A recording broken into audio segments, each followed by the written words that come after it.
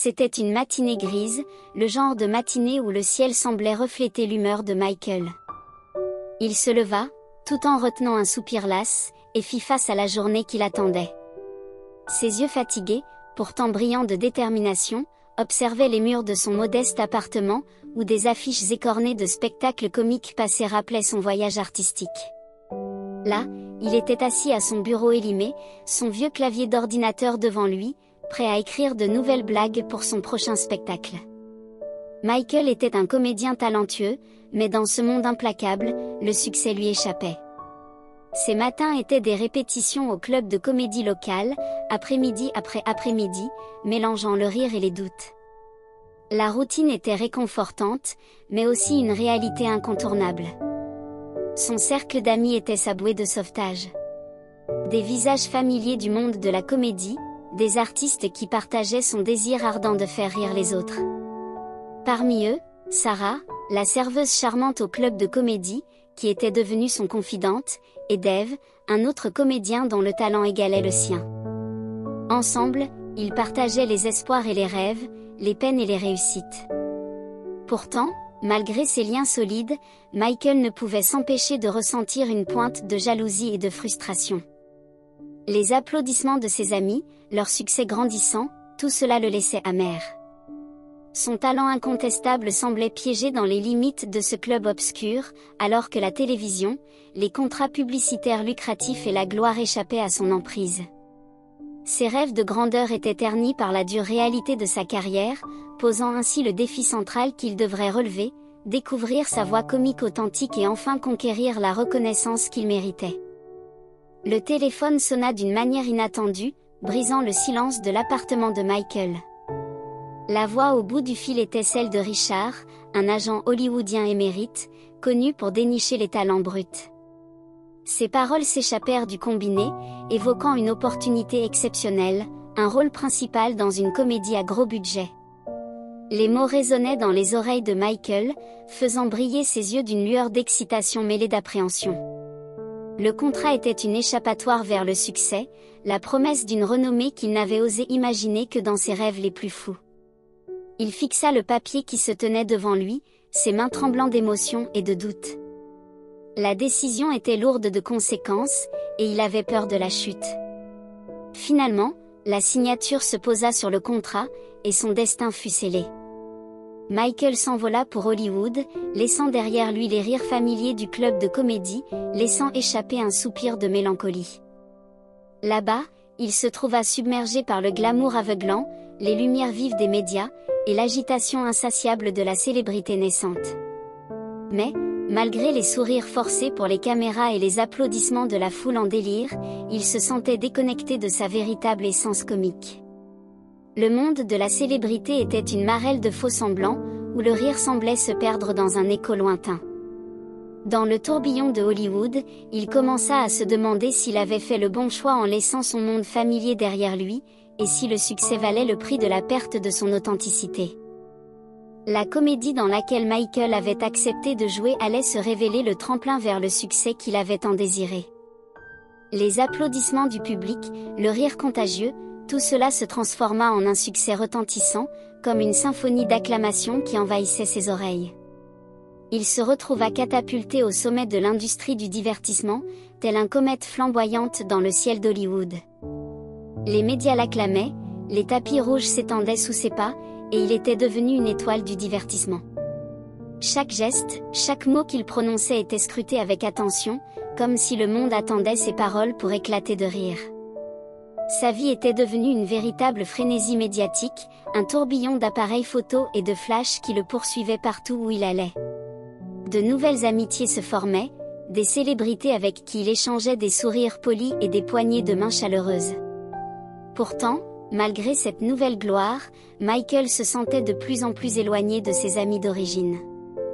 Les rires sincères des soirées au club de comédie avaient cédé la place à des éclats de rire artificiels, et les longues conversations sur l'humour avaient été remplacées par des échanges superficiels lors de soirées mondaines. Le succès avait sa propre dynamique, mais il se demandait s'il pouvait retrouver la simplicité et l'authenticité de sa vie passée. Les amis qu'il avait connus avant la gloire semblaient lointains, comme des étoiles dans un ciel obscurci par les projecteurs de la célébrité. Il avait atteint les sommets, mais à quel prix, se demandait-il. Au sommet de la gloire, Michael fit une découverte déconcertante qui s'insinua comme une ombre sur son âme de comédien. Sa comédie, autrefois sincère et inspirée, s'était progressivement muée en une version artificielle, dénuée de l'essence qui l'avait toujours animé. Les rires du public semblaient plus creux, les applaudissements moins sincères, et le tranchant de ses blagues s'était émoussé. Il avait perdu sa voix comique authentique, étouffée sous le poids des attentes et des conventions de l'industrie du divertissement. Le constat fut douloureux, un réveil brutal qui le ramena à l'essence de son article. Il réalisa qu'il avait cédé à la pression de correspondre à une image de comédien de renom. Ses blagues, jadis des tranches de vie hilarantes, étaient devenues des formules prévisibles. La spontanéité avait cédé la place à la planification minutieuse, et les sourires forcés à la sincérité. C'est alors que naquit en lui une quête profonde, un voyage pour retrouver ce qui le rendait authentique en tant que comédien. Il s'éloigna du brouhaha d'Hollywood, quittant les feux de la rampe pour retourner aux fondations de son article. Dans l'obscurité chaleureuse du club de comédie local, il retrouva le goût de l'improvisation, la magie du rire spontané et le pouvoir des histoires personnelles. Des moments humoristiques émaillèrent son périple pour retrouver son authenticité. Il se heurta à des situations comiques inattendues, fit des rencontres étranges et hilarantes, et apprit à rire de lui-même. Ses expériences déconcertantes et ses tentatives parfois maladroites de recréer sa comédie originale apportèrent des touches de légèreté à cette quête sérieuse pour retrouver son moi comique authentique. Dans cet épisode, le rire sincère devint son guide et sa boussole, le ramenant à la véritable essence de son art comique. Il se redécouvrit, apprenant que la vérité comique résidait dans les moments de vulnérabilité, dans l'authenticité et dans la connexion sincère avec son public. Au sommet de sa gloire, Michael se retrouva paradoxiquement de plus en plus isolé. Les feux de la célébrité brûlaient vifs, mais la chaleur humaine s'était évaporée.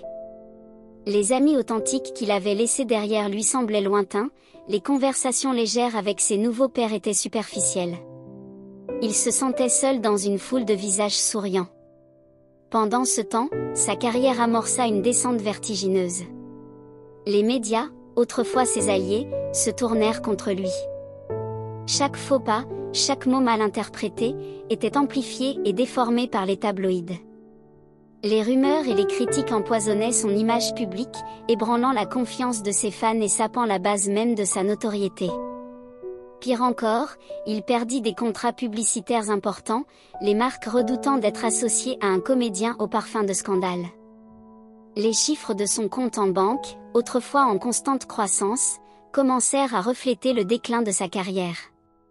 C'est à ce moment que Michael se retrouva à la croisée des chemins, devant un choix difficile à faire. Devait-il continuer à jouer un rôle, à succomber à la pression de la célébrité et de l'industrie, ou bien devait-il prendre un virage audacieux vers la recherche de sa véritable passion pour la comédie, qu'il avait perdue en chemin ? L'isolement, la chute de sa carrière et la perte de contrat le forçaient à affronter cette décision cruciale, laquelle allait façonner le reste de son voyage tumultueux vers l'authenticité et la rédemption. La décision était prise. Michael devait revenir à ses racines, là où tout avait commencé. Son cœur le poussait inlassablement à retrouver ce qui l'avait fait rire et vibrer dans ses premiers pas sur scène, là où l'authenticité de son art brillait comme une étoile dans la nuit d'Hollywood. Il retourna donc à son club de comédie d'origine, là où les murs résonnaient de rires sincères et d'histoires partagées. Le retour fut chaleureux, avec des accolades chaleureuses de ses amis comédiens d'antan. Les vieilles blagues refirent surface, les anecdotes enfouies dans les souvenirs refirent surface, et Michael se sentit comme s'il était rentré chez lui. Au fil des semaines, il réapprit l'importance de l'authenticité dans le monde de la comédie. Les rires étaient plus authentiques, les échanges plus sincères. Il se reconnecta à sa véritable essence comique, laissant les masques de la célébrité derrière lui. Il comprit que le vrai succès ne résidait pas dans la quantité d'applaudissements, mais dans la qualité des sourires qu'il faisait naître. Le point culminant de cette renaissance fut la soirée du spectacle. Sur scène, Michael se sentit vivant comme jamais, comme si tout le poids du monde avait été enlevé de ses épaules. Son spectacle était authentique, hilarant, et empreint d'une sincérité touchante. Le public ressentit cette connexion profonde, et les rires, cette fois, étaient purs et vrais. À la fin de la soirée, Michael comprit qu'il avait pris la bonne décision en revenant à ses racines. Il avait retrouvé sa passion pour la comédie, sa véritable voix, et le public, ému et ravi, reconnut le retour de l'artiste authentique. L'histoire approchait de sa conclusion, et Michael devait prendre une décision qui allait surprendre le monde du divertissement. Il avait compris que le succès à Hollywood, malgré tout son glamour, avait un goût amer lorsqu'il était acquis au prix de la perte de son authenticité. Il décida donc de quitter la scène hollywoodienne, de renoncer à la gloire et de revenir à sa passion première, la comédie sincère. Son retour était un choc pour l'industrie, mais pour Michael, c'était une bouffée d'air frais. Il renoua avec ses amis du club de comédie, renforçant les liens brisés par la distance et la célébrité. Les conversations passionnées sur l'humour et les rires authentiques résonnaient à nouveau dans sa vie, et il se sentit à nouveau chez lui. Plus important encore, il retrouva sa véritable voix comique. Il laissa derrière lui les artifices et les conventions, et remonta sur scène avec des blagues qui venaient du cœur. Son humour était pur, et son rire contagieux. Il étonna son public par son audace, son honnêteté et son charisme naturel. L'histoire atteignit son apogée lors d'une performance triomphante au club de comédie. La salle était remplie de rires sincères, et le public était conquis. Michael avait trouvé sa rédemption, et la véritable réussite qui réside dans l'authenticité et la passion.